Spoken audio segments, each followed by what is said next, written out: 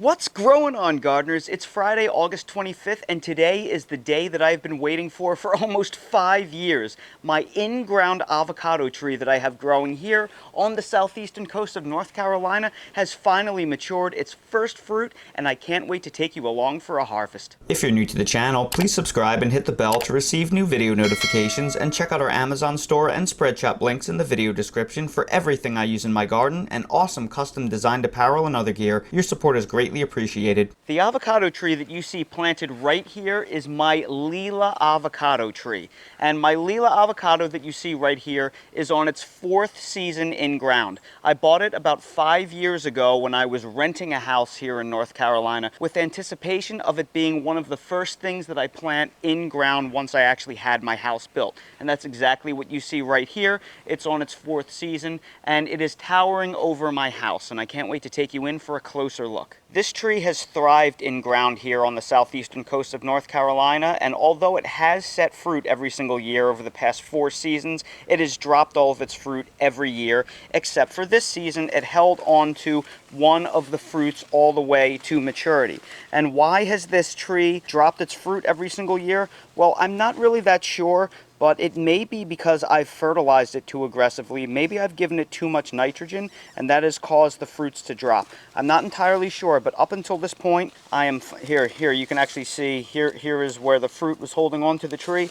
Well, up until this point, it's dropped every one except for this, and I need to pick this now because it looks like some bugs are actually getting into it, unfortunately. Now, as I said, this variety of avocado is a Lila. Some people also call it Opal. Lila and Opal are effectively the same variety. And this variety is a true Mexican avocado. It is the second most cold hardy variety of any of the known avocados. All Mexican avocados, true Mexican avocados, are tolerant of frost and freeze. Now, you may be asking me, why am I growing the second most cold hardy variety of avocado known in ground? That's because the most cold hardy variety, which is called Fantastic, is a very large tree. The Lila variety is a semi-dwarf. It only grows to be about 12 to 15 feet tall, and I keep it in the 8 to 10 foot range all throughout the year through pruning. Now, as I said, this is a true Mexican variety of avocado. It is tolerant down to about 12 to 15 degrees Fahrenheit when fully mature, and the tree itself can tolerate down into the 20s, low 20s with little to no damage. Now, the varieties of avocados that we're most familiar with, like Hass is a Guatemalan type. It can only tolerate temperatures down to about 30 to 32 degrees Fahrenheit before it takes massive damage. Now, the variety that is also often found in supermarkets, this is a larger variety. I think this is a Fuerte avocado, which is a hybrid between a Mexican and Guatemalan type. It has much larger fruit, and it can tolerate temperatures down to about 28 degrees. So here you can see the Fuerte versus the Lila Avocado. You can see the big size difference. And you will very rarely see true Mexican varieties in the grocery store because they have such thin skins, and they are therefore very likely to suffer damage in shipment. The Guatemalan varieties have much higher, thicker skins. They're easier to transport. So that's why Hass has become well known throughout the industry. It's a good shipping avocado. So I'm going to have to take this true Mexican variety, and I'm going to have to leave it on my counter for a few days for it to actually ripen, and then I can't wait to show you a taste test once it actually reaches peak ripeness, because the Mexican varieties are actually very high in oil content. They're actually supposedly highly desirable for taste. So it's been a few days and our Lila avocado is finally ripe.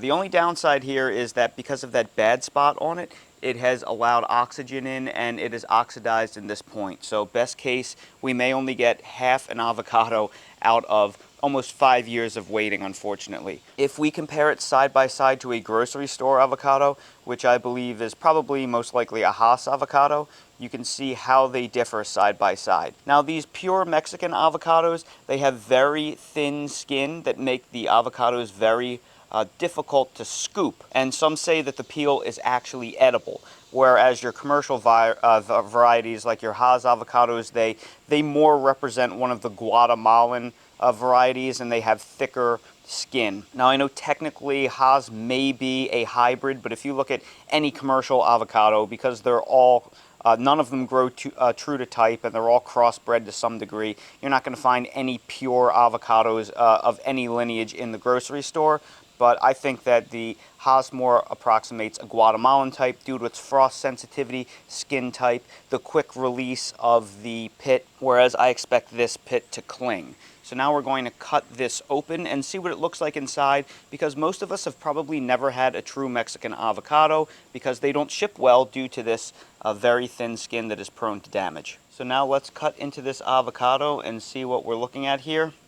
I have looked all over the internet for reviews of the Lila Avocado, and there just aren't many reviews out there. So this may be one of the only ones. And wow, that is truly beautiful inside. I am very, very impressed by the look of this avocado. The meat of the avocado looks perfect. There's very little cracking in the pit. These Mexican avocados are notorious for leaving chunks of the pit behind when you pull it out. Get a good look of that avocado right there. That is beautiful. I am really impressed by the way this looks. So now, after about 5 years of waiting, I finally get to try this Lila Avocado. I've been looking forward to this for so long. This has been so much anticipation. Now, like I said, the Mexican avocados are actually notorious for their great flavor and high oil content. It's just they don't ship well because of that thin skin right there. That is the reason why you don't find them in grocery stores. So I actually have high hopes for the overall flavor of this avocado. So what's interesting about the avocado is it's actually pretty hard to scoop out of the skin. These aren't very scoopable.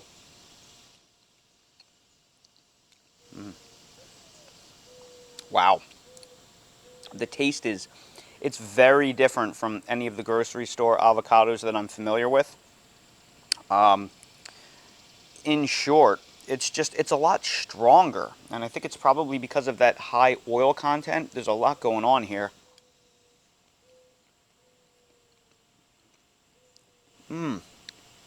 Wow.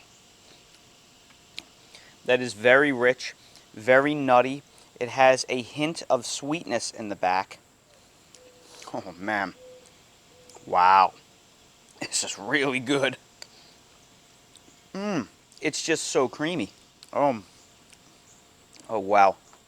Oh, this thing is fantastic right here. I cannot believe how good this avocado is. This is truly one of the best avocados I've ever had in my entire life. And it's not even perfectly ripe. To be completely honest, I should have let this go another day or so, but that bad spot was starting to take over. Had I let this go another day or so, this would have been, it would have been unbelievable, like cream.